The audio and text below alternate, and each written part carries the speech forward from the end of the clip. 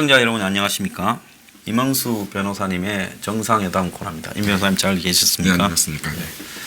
오늘 토론할 주제는 민주주의.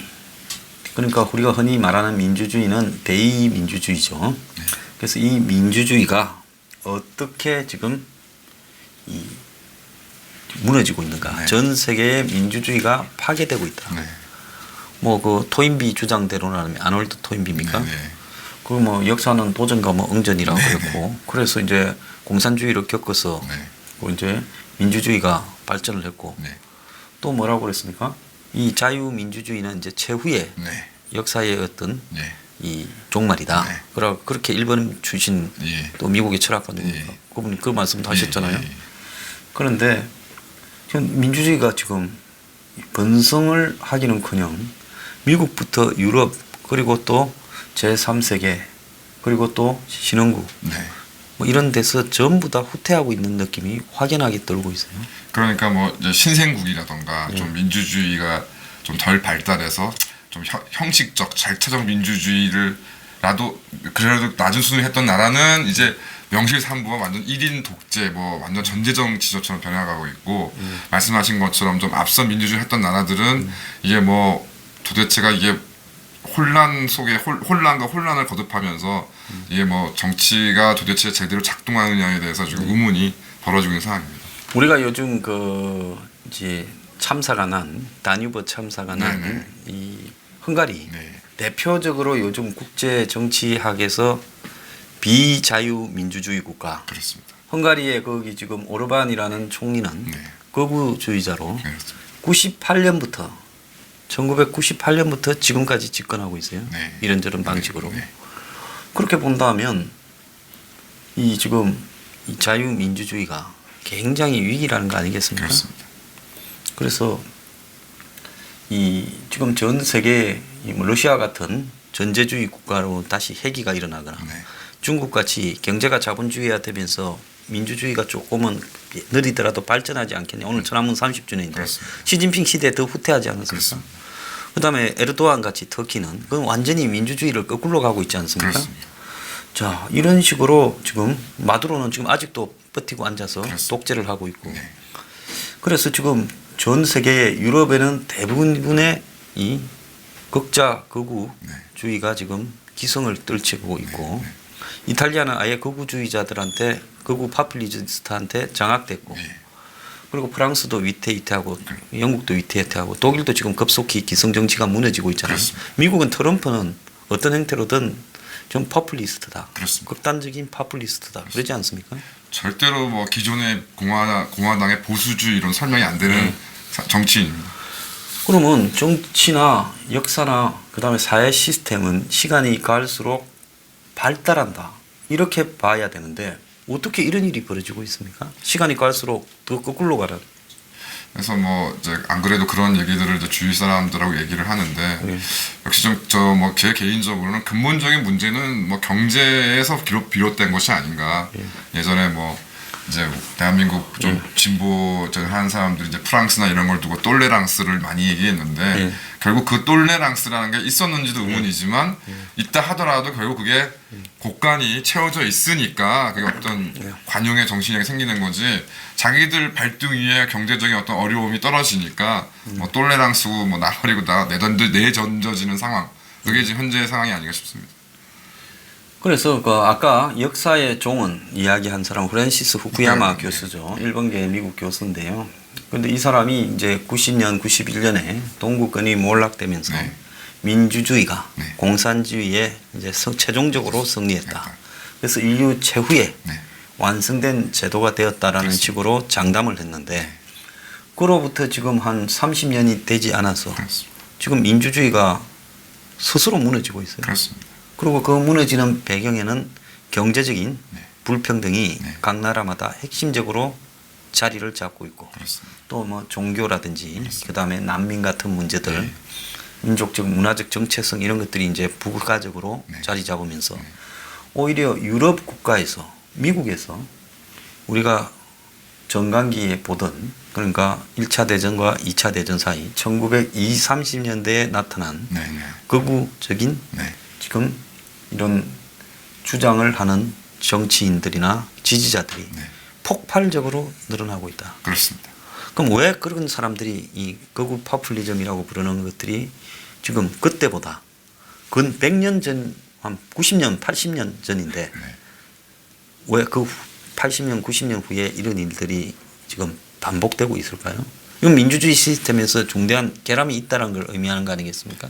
그러니까 민주주의라는 것이 뭐 완성된 형태도 아니었지만 하여튼 뭐 그 말씀드린 거 좀 전에 말씀드린 것처럼 결국에는 어떤 경제적인 어떤 그런 구조 속에서 그게 의미가 있는 것이지 만약 그것이 붕괴되었을 때 그 결국은 그 현재 민주주의적 정치 구조라는 게 국민 대중의 어떤 의사를 그대로 직접 반영한 거나 하는 그런 거하고는 원천적으로 거리가 있는 무언가 다른 왜곡된 구조가 있었다는 것이 좀 드러난 게 아닌가 싶습니다. 그러니까 민주주의의 의사결정 방법에 있어서도 대부분의 국민들은 한 표를 투표해서 던지는데 투표에 던지기 위해서 판단하는 것은 언론, 네. 요즘은 또 SNS, 그렇습니다.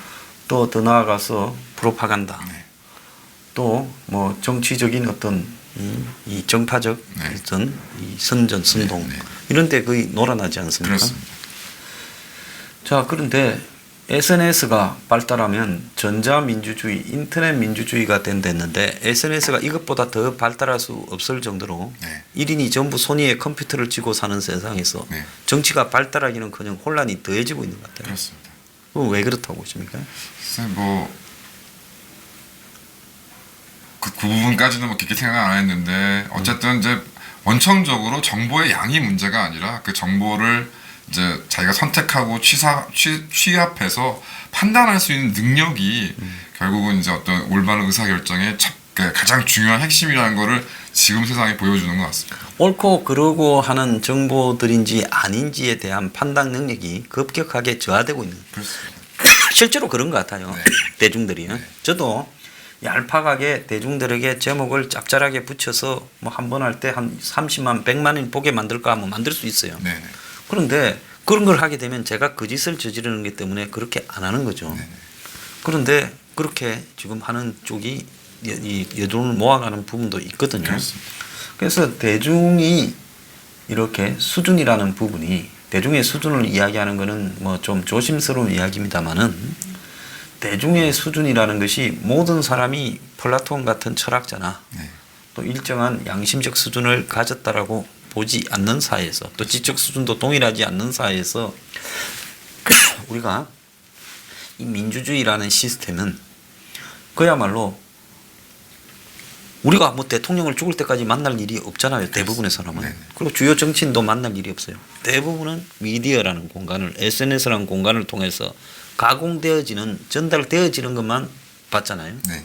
근데 미디어 자체도 상업주의나 또 정치적으로 대부분 장난을 치고 있지 않습니까? 네네. 보수든 네네. 뭐 좌파든. 그러니까 미디어도 자기의 이해관계를 가지고 또 스핀해가지고 왜곡해서 전달하요. 그러니까 대중이 정확하게 현대 민주주의 사회에서 어떤 사안을 판단할 수 있는 이 객관적이고 공정한 정보를 받지 못하고 있는 것 같다. 그러니까 처음부터 어떤 전체 대중이 어떤 의사 결정을 하는 것 자체도 이게 과연 정당한 것이냐에 대해서는 사실 끊임없이 이제 의문이 제기되어 왔고 이제 그 중에 이제 뭐 역사적으로 알려진 최초의 사람이 플라톤이 될 것인데. 좀 이제 말씀 듣는 중에 생각이 난 것이 그리스에 이제 직접 민주정을 하는데 그게 아마 제 기억에 아리스토파네스인가 하여튼 테미스토클레스를 반대를 하다 보니 이제 테미스토클레스가 이제 그 추방을 시키기 위해서 투표를 딱 시작하는데 어느 한 사람이 이제 그 아리스토파네스가 그 본인인 줄 모르고 이거 투표를 어떻게 하는 거냐고 물어봤더니 뭐 당신은 찬성하냐 아리스토파네스가 물어보니까 이제 그 시민이 찬성한다. 이유가 뭐냐 그러니까 하도 주위의 사람들이 아리스토파네스라는 사람이 훌륭한 사람이라 그래서 내가 원래 좀 거부감이 있었다. 그래서 이제 내가 그 사람을 추방하게 찬성한다. 이렇게 이제 도편 추방. 예, 도편할 때 그래서 그런 얘기가 있듯이 원래 이제 어떤 사람이라는 것이 다 개개인마다 관심이나 어떤 그런 것이 다 다른 것인데 관심이 없는 분야에까지 어떤 그 관심이 없는 사람이 어떤 결정한다는 것 자체가 원래 좀 잘못된 예, 좀 뭔가 좀 부여적한 면이 있고 두 번째 같은 경우는 특히 요즘 같은 시대에 SNS를 통해서 형성되는 여론이라는 게 뭐 최근에 이제 극단적으로 드러난 형태가 드루킹인데 이제 그런 어떤 기계적 장치라던가 어떤 조직의 동원에 의해서 마치 이제 뭐 대중들에게 많이 노출되는 어떤 SNS의 한 면들이 그런 사람들에게 조정이 돼 버린다면 또 이제 안 좋은 면, 그러니까 대중 심리에서도 안 좋은 면 중에 하나가 이제 편승하는 게 있지 않습니까? 예를 들어서 뭐 10명 이렇게 모여 있는데 보니까 대충 뭐 한 대여섯 명이 A라는 의견을 간다 그러면 나는 뭐 크게 내 의견 주관이 없으니까 그냥 대중의 그러니까 많은 다수의 의견에 따라가는 A를 나도 그냥 내 의견을 하겠다. 그런 현상들이 좀 사실 많이 벌어지는 거 봤을 때 이제 어떤 말씀하신 것처럼 어떤 의사 결정의 왜곡들이 지금 최근 들어서 굉장히 더 심해지고 있는 것만 사실인 것 같습니다. 자, 거기에 또 하나의 큰 문제는 민주주의는 이제 극소수의 지역을 빼놓고는 대의민주주의. 그렇습니다. 그러니까 정치인들을 뽑아서 그들에게 대통령, 국회의원, 뭐 지방자치단체장 이런 걸 시키지 않습니까? 그리고 그 대의민주주의에 의해서 뽑힌 선거라는 대의민주주의의 행태에 의해서 뽑힌 사람이 결국은 뭐 대법원장도 지명하고 검찰총장도 경찰청장도 지명을 하지 않습니까? 네네. 그런데 여기서 국민의 위임이라는 부분으로 봤을 때 국민은 모든 사람 중에 A가 되든 B가 되든 상식에 크게 벗어나지 않을 것이다라고 생각하고 위임하지만 그 위임된 사람이 상식에 굉장히 벗어나는 현상들이 가능하잖아요. 네, 그렇습니다. 그래서 이건 민주주의라는 제도가 악용이 되는 어떤 대의제가 이제 악용이 되는 거 아니겠어요? 그리고 또 솔직히 우리가 위임을 할 때는 국가를 잘 다스린다라는 부분인데 국민이 그 사람이 잘 다스리는 부분에서 대법원장을 임명한다. 이게 사실 처음부터 잘못된 거예요. 그렇습니다. 그죠? 네. 대법원장을 어떻게 대통령이 임명을 굉장히 잘못된 거죠. 검찰총장을 임명하는 것도 잘못된 거고 경찰청장을 임명하는 것도 잘못된 거고. 왜냐? 대통령 스스로도 그 사람들에 의해서 처벌받을 수도 있는 상황이기 때문에 그러면 이런 부분이 잘못됐다라는 생각도 없이 우리는 대통령 투표를 하지 않습니까? 네, 그다음에 대통령에게 위임된 권한의 범주가 어디까지인지를 알고 투표하는 사람이 거의 없어요. 그런데 과거에는 뭐 보수 정권의 연장이거나 보수 정권에서 좌파 정권으로 넘어갔다 하더라도 아주 좀 혁명적인 이런 일들이 뭐 있는 것 같았지만 지금 생각하면 그때는 아무것도 아니었어요. 그렇습니다.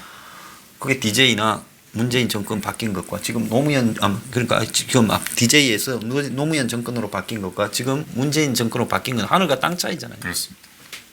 그러면 지금 문이 벌이고 있는 국가적 이 혼란을 자초하고 있는 중대한 행위들, 예를 들어서 소주성 경제적으로는 또 사회적으로는 적폐청산, 또 장학선 같은 그런 지시를 내리는 것. 그리고 대북 평화 사기쇼에 군사회담과 판문점 선언, 그 다음에 지금 사법농단이라는 이름으로 또 사법부의 이 적폐를 청산한다는 거, 또 공수처나 국가수사본부를 신설한다는 거, 이런 거는 상권 분립과 관련되는 중대한 문제일 수도 있고, 또 민노총에 한해서는 지금 사법적인 영역에서 제외되는 특권청이 있고 세월호 가족도 지혜법권이에요. 그죠? 그 잘못 건드리면 죽잖아요. 뭐 5.18 5.18 그래서 사회 성역이 자꾸 늘어나는 것, 이것도 또 민주주의의 대의민주주의의 왜곡된 행태다. 그렇습니다. 그리고 무슨 국가적으로 자기가 희생했다면서 과거에 반국가 활동을 하다가 반국가 활동을 한 대가로 민주화 유공자 보상이라는 걸 받아서 국민의 세금으로 가져가는 것, 이것도 제가 볼 때 대의민주주의의 완전히 위기라고 봐요. 반국가 활동을 한 사람이 돈을 받아가 그리고 무슨 퇴직당했으면 해직됐으면 월급도 받아가 그래서 몇 년 뒤에 정권이 바뀜에 따라 반국가 활동을 한 사람은 수억을 받아서 부자가 돼. 이것도 웃기지 않습니까? 그렇습니다. 그럼 법을 지킨 사람은 뭐가 됩니까? 호구가 되는 거죠.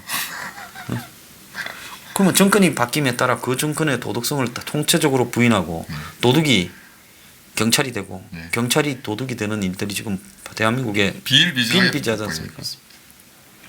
그리고 모든 부서에다가 역사청산위원회를 과거사청산위원회를 두어서 지금 뭐 전 이 나라에 오래 되어졌던 일들을 다 청산하고 있지 않습니까? 그렇습니다. 이것도 헌법에 위반되는 거 아니냐? 그렇습니다.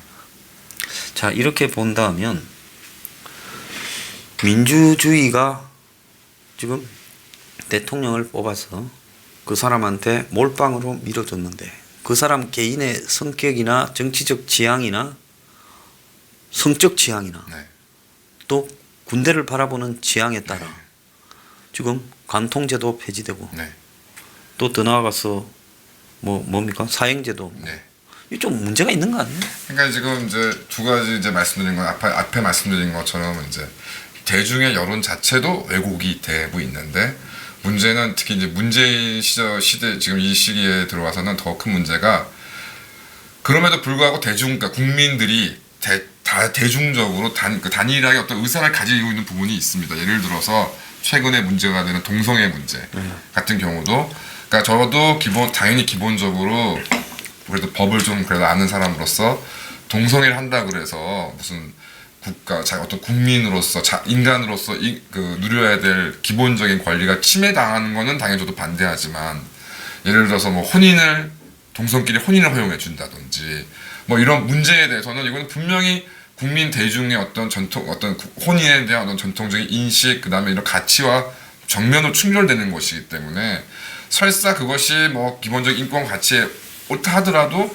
결국은 그래도 국가는 국민의 어떤 대중적인 의사를 통해서 이제 어떤 통치의 기반을 삼는 것인데 국민 절대 다수가 그것이 안 된다고 하는데 소수의 어떤 대의제 국가기관들이 그거를 합법화시킨다던가 합헌이라고 결정한다던가 이런 현상들이 지금 연속적 간통죄, 양심적 경역범 거부, 이제 심지어 곧 사형제에 이르러서도 지금 이제 그런 것들이 이제 목도해 있는 상황도 그러니까 대의제를 완전히 악용해서 민주주의라는 어떤 기본적인 그 권리를 완전히 침해하는 이제 현상들이 계속 벌어지고 있음으로 해서 정말 전반적으로 지금 이제 국민들의 어떤 국가나 어떤 이제 체제에 대한 어떤 그 믿음을 완전히 훼손시키고 있다고 생각하고 있습니다. 네. 자, 그런데 역대 정권이 교체되더라도 여야가 그렇게 심한 형태의 근본을 흔드는 행위는 하지 않았는데 자, 지금 현재 이 정권은 경제 정책을 가지고 국가를 다 흔들고 있어요. 근데 저것도 대통령에게 위임된 영역이라고 그냥 마음대로 하지 않습니까? 그렇습니다. 심지어 뭐 법률 하나 고치지도 않고 네. 52시간 네. 그다음에 최저임금을 인상시켜버리지 않습니까? 네. 자, 우리가 이런 일이 벌어질 거라고는 생각 못 했잖아요. 그전부터 최저임금위원회가 있고 네. 또 뭐 근로자의 권리를 다루는 이런 위원회가 많았지만은 그렇습니다. 이렇게까지 할 거라고는 생각 안 했어. 그렇습니다. 이럴 때는 어떻게 해야 될 건가를 지금 우리가 법적으로 없잖아요. 그러니까 저는 대비한 바가 없습니다. 경제정책에 대해서 이렇게 해버릴 때.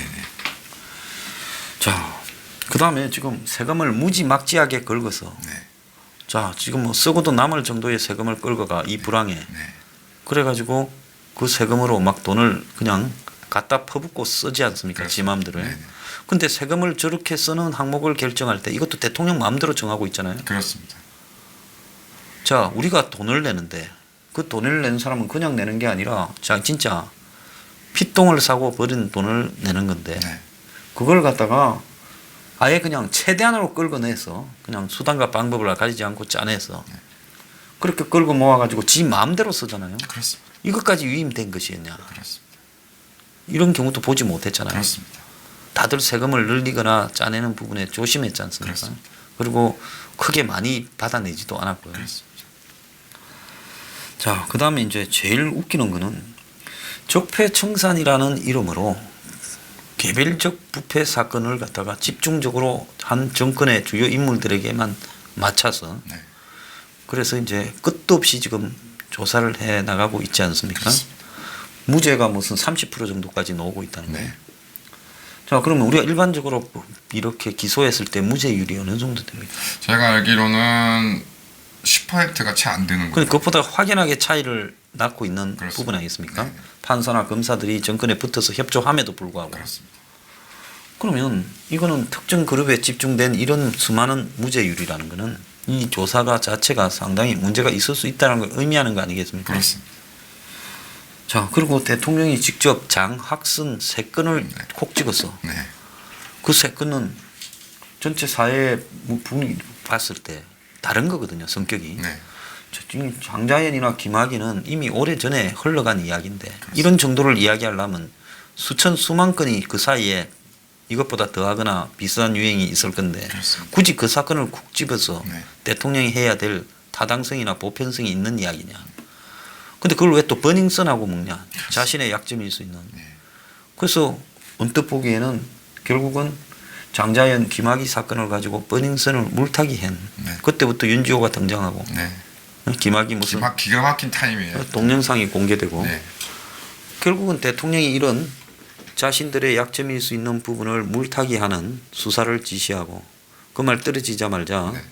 그 두 가지 자극적인 소재의 일이 언론을 듣고 버닝썬은 뭐 일반 연예인 마약 수사로 전락하고 자 이것도 얼마나 권력이 법의 자의적인 집행을 가지고 선동하고 장난칠 수 있는가를 보여주는 거 아니에요? 그렇습니다. 자 그것보다 더 심각한 거는 대북 평화 사기쇼, 네. 군사 판문점 합의, 네. 군사 합의 네. 이런 거 좀 어떻게 합니까? 국가 정체성에 180도 바뀐 일 아니에요? 국가 이 군사 합의 같은 거요? 그러니까 뭐 최근에도 이제 뭐 국방부 장관인지 뭔지 모를 정경두란 작자가 네. 뭐 판문점 평화회담 이후에 뭐 북한이 도발한 바가 없다 이렇게 얘기를 하는데 그럼 최소한 요 최근에 그럼 도대체 그 탄도 미사일인지 단거리 미사일인지 모를 훈련이나 훈련. 네. 그럼 도대체 그 미사일이라는 게 어디를 향하고 있는 건가? 200km도 채 못 나가는 그 미사일을 가지고 그럼 김정은은 그거를 뭐 무슨 뭐 너희 뭐야 그 개구리 넘뛰듯 해서 그 미국까지 보내겠다는 기술이 따로 있는 것인지 그런 상황들. 그러니까 뭐 무언가 가치가 완전히 전복돼서 그러니까 뭐 그러니까 군인이 뭐 훈련을 하고 안 하고도 물론 중요하지만 어떤 마음으로 지금 군대가 있어야 되는지가 더 중요한 건데 뭐 하여튼 한국의 국방부 장관이란 작자는 뭐 군대가 제대로 훈련을 안 해도 관심이 없고 북한이 저렇게 미사일을 대고서 국민들의 생명과 재산을 위협을 해도 관심이 없고 그러니까 이런 것 자체가 더 큰 문제인 건 합의도 합의지만 솔직히 이럴 바에는 뭐하러 진짜 저 국방부 장관 저 장군들은 왜 저렇게 월급을 받고 47조를 쓰고 있는데 네. 뭐 이걸 왜 써야 왜 되는 써야 거야? 되는 건지 예? 그럼 그 무슨 한 대에 수천억이 넘는 F-35 그 전투기들을 들여오고 있는데 써질 의사도 없는 사람들한테 저런 고성능 무기가 왜 필요한 건지 차라리 국민적 합의를 통해 가지고 예. 트럼프를 돈 좋아하는 트럼프를 불러다가 예. 미군을 용병으로 좀 쓰고 예. 한국군을 지도해달라. 예. 우리 병은 붙여줄게. 예. 상층부는 다 너네들이 운용하고 예. 무기 운용도 너네들이 해달라 하고 1년에 20조 콜 이게 싸게 치지 않겠습니까? 그렇습니다. 얼마나 좋아하겠습니까 트럼프하고 어마어마하게 좋아하겠죠. 미군도 되게 좋아할 겁니다. 그럼요. 뭐 자기들 저기 장군들 보직도 뭐 많이 없는데 네. 뭐 우리나라 군대 뭐 국방부 장관이나 참모총장 미군들이 하라 그러면 얼마나 좋아하겠습니까? 그래서 이게 국가적 자존심이니 자주국방을 넘어서서 우리가 뽑아놓은 대통령이 임명한 국방장관이나 장군들이나 하는 꼬락서니가 그야말로 국방을 해체하는 쪽으로 아무런 도덕적인 최소한의 제의식조차 없이 그렇습니다. 마음대로 이적적인 발언을 하는 마당에 이럴 바에야 차라리 미군한테 용병으로 맡기고 돈 많이 주는 게 훨씬 더 정체성이 분명해지는 거 아니겠느냐. 차라리 안전할 것 같습니다. 예, 그래서 이런 부분이 이게 대의민주주의에서 저렇게까지 해버릴 수 있는 내용까지 포함해서 우리가 위임한 적이 있느냐. 그렇습니다. 그 다음에 상권 분립하고 사법개혁한다면서 사법부에서 패거리 지어가 정치적으로 네. 기존 사법부를 공격하던 놈이 이제 보상을 받아서 법무비서관이 되고 법무비서관 하다가 법제처장이 되고 자 이렇게 하고 지 변호사 사무실 옆에 앉아있던 여자 변호사가 지금 또 청와대 법제처장 갔다가 인사수석이 되고 자 이런 식으로 사법을 농단하면서 오히려 전 정권의 사법농단 사건을 불러일으켜가 사법부를 장악하고 있고 공수처니 국가수사본부 같은 그야말로 게시타포나 SS 친위대 같은 조직을 만들고 있어요. 이것도 상권 분립에 어마어마하게 위배되는데 그렇습니다. 그냥 패스트트랙 법 통과로 전락해 있잖아요. 그렇습니다. 뭐 제대로 이것에 대해서 무슨 논의가 있었는지 저도 기억이 가물가물하고요. 뭐 그러니까 이런 식으로 그러니까 결국 이제 뭐 적폐청산이니 뭐니 그 사람들이 내놓은 명분도 다 어떤 대통령의 제한되지 않은 권력을 통해서 이제 그런 발생한 문제들인데 거기에 대한 해결책이라고는 오히려 대통령의 그 무제한적인 권력을 더 다양하고 더 깊이 있게 그 권력을 더 강화시켜 주는 게 왜 이게 적폐 청산과 어떤 과거의 잘못을 이렇게 고칠 수 있는 방안인지 도대체 납득이 되지 않습니다. 만약에 이제 이게 사회적으로도 보면 민노총한테는 법이 적용되지 않는 성역이 돼버렸지 않습니까? 그렇습니다. 남의 재산을 훼손해도 네네. 경찰서 앞에서 기자를 패도 그렇습니다. 국회에 담을 뜯어도 심지어 경찰을 조패도 경찰을 주어 패고 주총장을 엉망을 만들어도 민노총에는 법이 적용되지 않아요.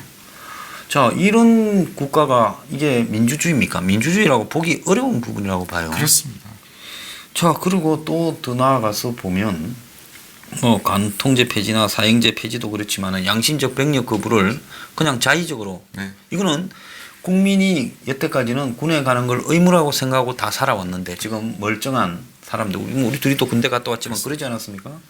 그런데 이제 양심적 병력 거부를 허용해 준다면 성실하게 국가 병력 의무를 속이지 않고 이행하는 사람은 뭐가 되는 겁니까? 바보라고 국가에서 낙인을 찍어주는 거죠. 자, 이번에 다뉴브강에 참사를 당한 사람이 우리도 세월호 가족처럼 국가에서 한 10억씩 보상해 주라. 뭐 여행사나 보험회사에서 2, 3억이라는데 우린 그거 수긍 못 하겠다. 이렇게 나와서 왜 우리는 아니고 저 사람은 되냐. 똑같이 놀러 가다가 예?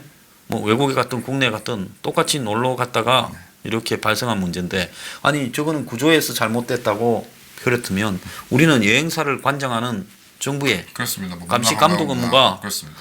여행사가 해외 가서 유람선을 탈 때 그때는 반드시 구명정인 착용한 유람선을 타야 된다라고 안 했기 때문에 우리가 죽은 거 아니냐. 그렇습니다. 우리가 뭐 잘못해서 죽은 게 한 개라도 있냐. 그렇습니다. 이랬을 때 그걸 뭔 차별을 이야기하겠어요? 모르겠습니다. 그래서 지난번에 보면 어떻게 수습했는지 진주에서 그 조현병 걸려 미친 놈이 불 지르고 사람 5명이 찔리고 죽였지 않습니까? 그렇습니다. 근데 그 사람들 같은 경우에는 지도 새도 모르게 수습해 버렸어요. 네. 그래서 없는 사람이 소수가 죽으면 개죽음이고 그래서 다수가 놀러 가다 죽으면 뭐 국가적 참사가 국가 참사가 되는 겁니까? 모르겠습니다.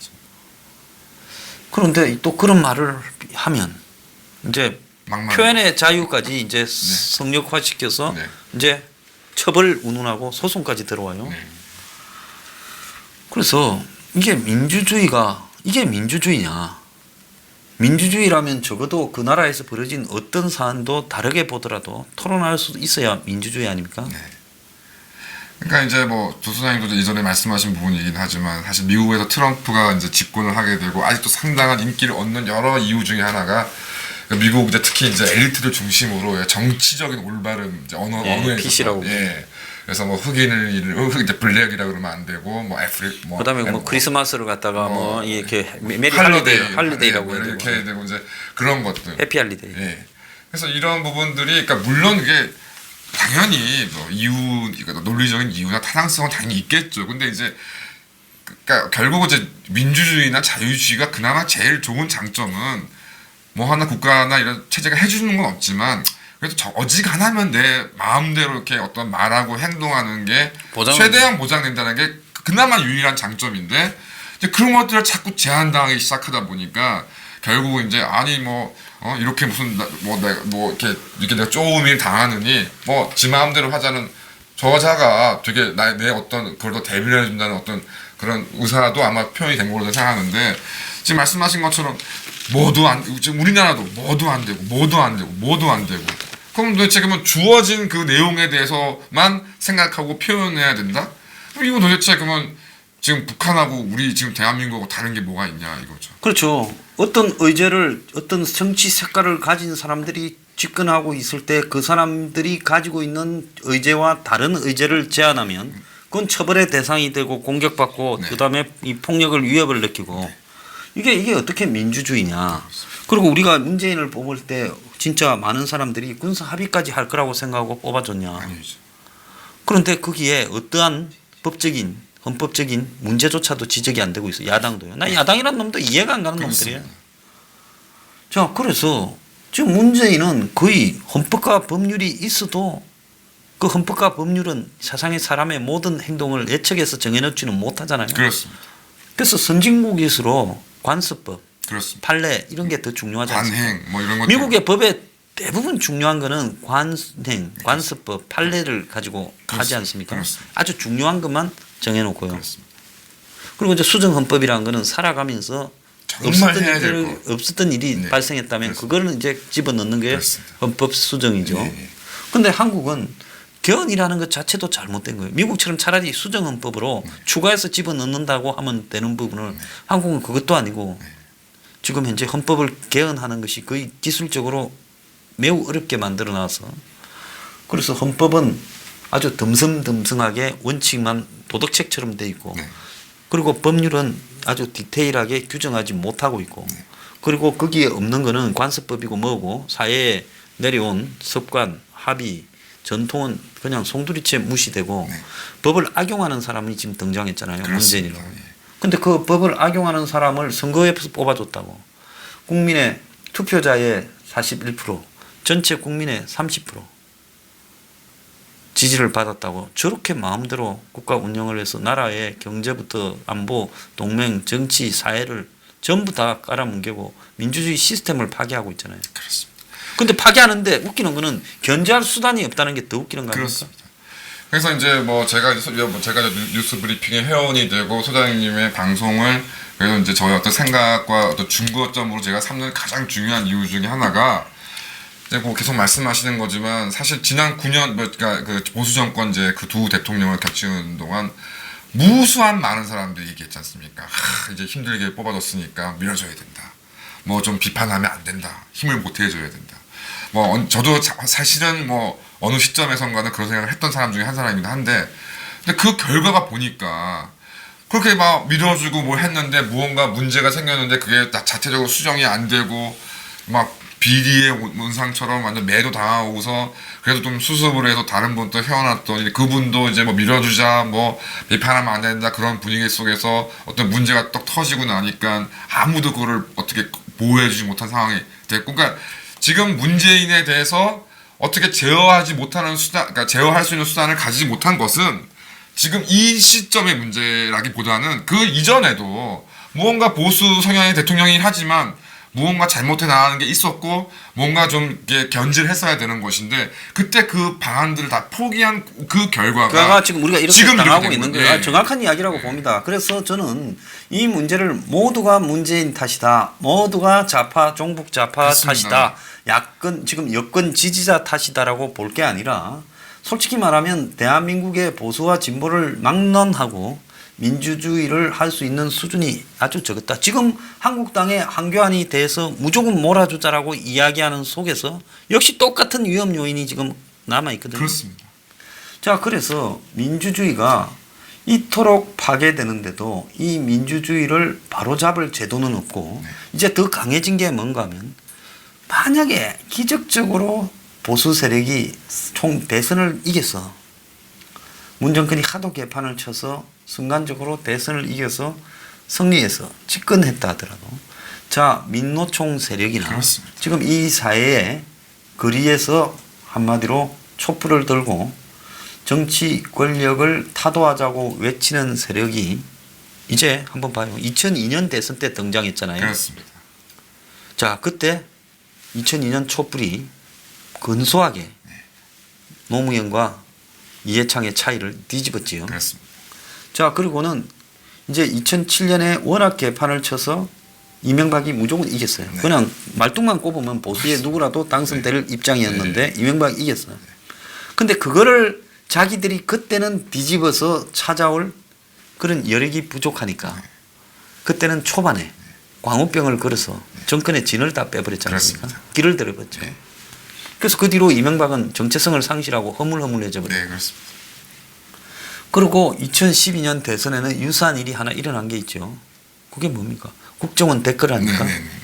자, 대선 직전에 국정원 직원 하나가 댓글 조작을 했다 해서 그 사건을 마치 이제 대선에 엄청난 부정이 있는 것처럼 근데 지금 자기들이 그 부정이 있었다면 왜 집권하고 그걸 파헤쳐서 안 하는지 모르겠어요. 모르겠습니다. 그냥 사이버 댓글에 포괄적으로 해서 끝내버리지.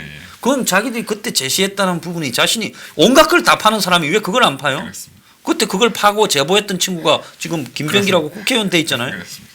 국정원의 출신이. 네. 자, 그래서 그때도 보면 마지막 날 박근혜가 진다 했는데 자기들 이긴다 했다가 그렇습니다. 뒤통수 맞았죠. 네. 그리고는 2017년 대선까지 끌고 와서는 어떻게 될지 모르니까 2016년에 세월호로 권력이 약해진 박근혜 정권에 그렇죠. 흔들다가 보니 선전의 호재들이 생기니까 이제 흔들어서 쫓아내버렸지 않습니까? 그리고 선거를 조기에 당겨서 함으로써 퇴진의 그러니까 이 탄핵의 이 영향을 받아서 네. 무조건 이겨버렸잖아요. 묻지도 뭐 따지지도 말고 그렇습니다. 이겨버렸잖아요. 그러니까 2002년 이후에 가만히 보면 계속 이제는 선거를 갖다가 투표로 하는 게 아니라 선거 제도 자체에 엄청나게 영향을 미치는 거리의 시위들을 지속해오고 있어요. 그렇습니다. 앞으로 그러면 이 선거를 통해서 정상적인 정권 교체가 되고 그 정권이 유지될 수 있을 것인가에 대해서 저는 지극히 지금 회의적으로 바라보고 있습니다. 그러니까 소장님 말씀에 저도 100% 동감하지 않을 수 없는 게 뭐 소장님 아시겠지만 이제 그 예전 이탈리아 사회주의자 중에 그람시라는 사람. 네, 그람시 있었죠. 그다음에 이제 그 노선에 따라 사실 이제 우리나라 좌파에서도 그 노선에 따르고 네, 있는데. 진영 이론 뭐. 예. 이제 그런 작업, 그러니까 각 어떤 이제 뭐 혁명적인 전사들 어떤 핵심이 무슨 이제 어떤 전체 그 어떤 핵심들이 국가 사회를 이제 뒤엎는다는 게 레닌주의였다면 이제 그람시가 내세운 거는 그런 정치적 전위 조직뿐만 아니라 뭐 문화, 교육, 경제, 기타 등등의 모든 그 진영에서 이제 우리의 전선을 세워서 이제 계속 싸워 나가야 된다.